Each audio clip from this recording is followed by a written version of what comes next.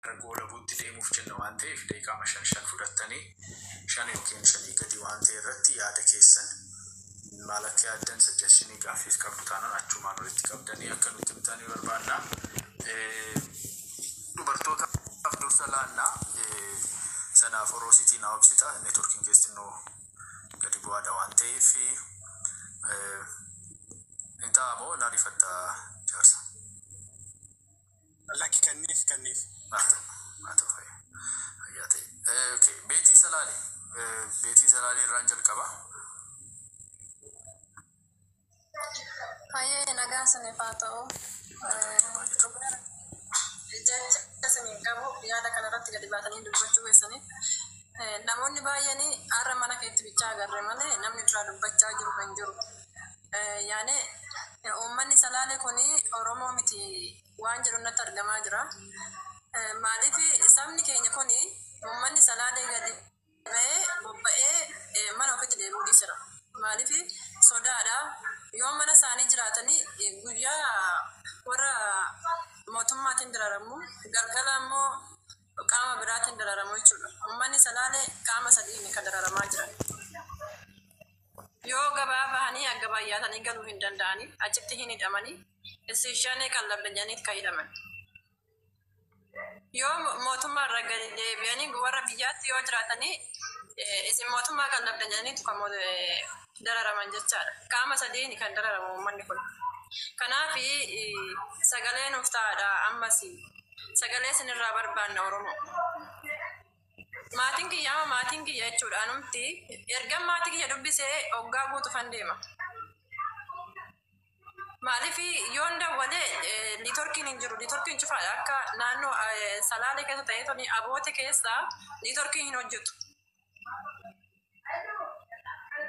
Yoo dawwalee nagaa nuun jedhan malee yoo naannoo biraatti yaanii gara fiichatti yoo dawwalee nagaa keenya nuun jedhan garuu nageenyi hin jiru. Haga uummanni naannoo biraa gadi bahanii dubbatanitti keenya ukkaamamee jira. Yoo nuti dubbanne rakkina ragallaa jechaadha. Nuti asii yoo dubbanne biyyatti immoo rakkoo jira. Kanaaf ukkaamamnee teenyaa hundi keessanuu warri sagalee kana dhagahaa jirtanii sagaleef ta'anuu ta'a. Dhugaa rabbi dararaa guddaarra jirra waan ta'eef. Kanaatiif furmaata barbaanna. Hunda caala furmaata nu barbaachisa. Furmaata nu godhaasin jedha obbo Ayyaana. Fayyaa ta'e Beetii. Ijoolleen Oromoo ijoolleen giddugaleessa irratti ijoolleen Salaaleen Oromoo miti taanaan eenyutu Oromoo ta'a immoo dhiisi waan akkasii hin jiru. Oromoon tokkodha. Saba guddaa saba tokkodha. Warri nu xinneessu nu baqaqsuu barbaadan nu nyaachuu barbaadaniiti. Nu gurgurachuu nu nyaachuu warra barbaadutu asii Wallagga achitti meeccatu lamaa maalii jedhanii xinnaa nu godhanii nu haasofsiisu. Akka diinummaa walii qabnutti akka warra qoqqoo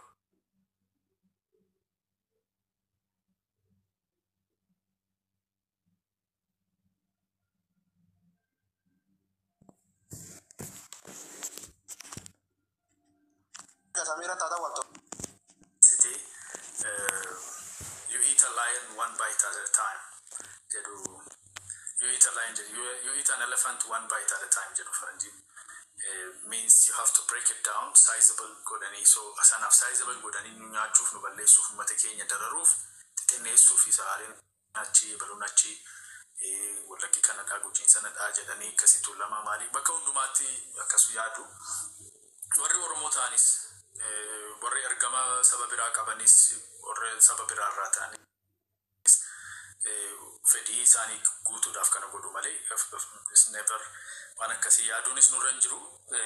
Uummanni keenya immoo aadaa kanatti fayyadamee ba'uunsaa tooftaa guddaadha. Sagalee isaa at least waaqa isaa gaafa kadhatu ni dhaga'ama. Nus immoo sabran dhaabbannu taanaan ofuma taajjabna egaa. Sammuun keessan isin wajjin jiraata amma gaafa duutanitti sammuun keessan isin irratti murteessa waan ta'eef waaqni isin jira. So uummata Oromoo irratti har'a waan gochaa jirtan ni gargaartu bira dhaabbattu saba kana rakkina kana keessaa gadadoo kana keessaa ni baastu moo diinatti taatu shiratti tattu kan jedhu gaanii argina warra asirra jirru amma dandeenyetti garuu nus wajjin jirra waliin jirra. Kuni dhimma Oromooti malee dhimma Salaalee miti.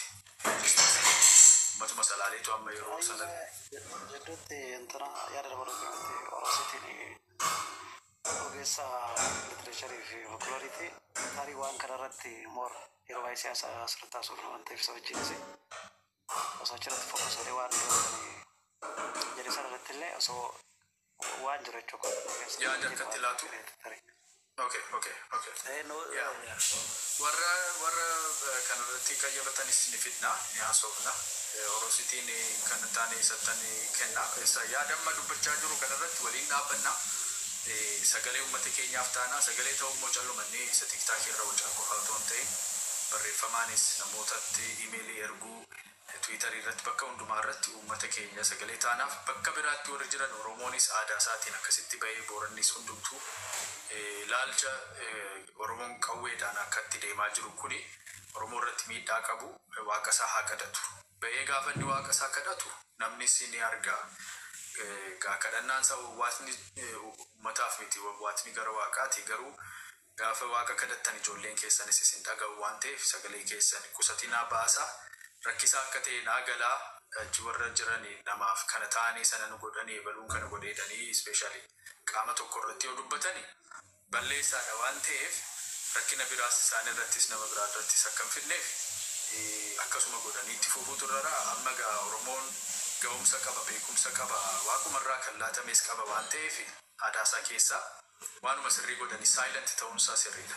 Callumadanii ba'anii waaquma isaanii kadhachuun isaanii mootummaan kana godhee warri hidhatan abaaboon kana godhee yoo jedhani rakkisaadha isaaniifis boodammoo waan rakkisaa keessa kan galle callumadanii akka aadaa keenyaatti ba'anii wagwaata isaanii haa godhanii nagaan akka dhufu baay'ee itti boonnee irra uummata salaalee tumaafufanii nus bira dhaabbannaan jabaadhaa isinis tiijiin jedhe beetii akkasinitti immoo akka namoonni sammuu baay'eetu jira asirratti waan ta'eef never akka ebaluun kanadha ebaluun sanadha kan jedhu Oromoodha.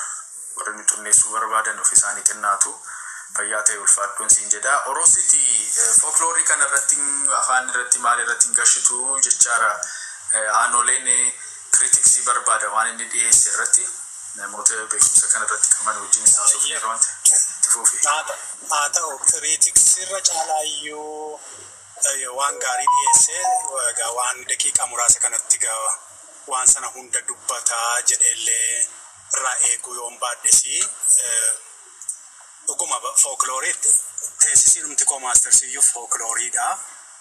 Kan hin barsiisaa tures isaa barattoonni koo baachilarii barataniifis waraqaa 200 ol teessisii isaanii advaayizarii ta'eera.